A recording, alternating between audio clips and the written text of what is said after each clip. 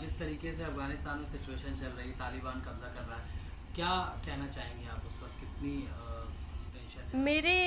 मेरे मुंह में वैसे वर्ड नहीं है मैं उसको बोल सकूं, क्योंकि मेरे अंदर इतना गुस्सा है, इतना मतलब बात सिचुएशन है, मैं उस तरीके में वर्ड दूँ नहीं सकता हूँ कि बोलने के लिए कि सिचुएशन कितना बात है।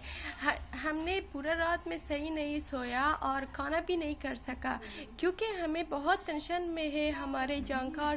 अफ़गानिस्तान में आपको पता है कि वहाँ अभी तालिबान अभी आया नया, पता नहीं कि मतलब बहुत डेंजर सिचुएशन है।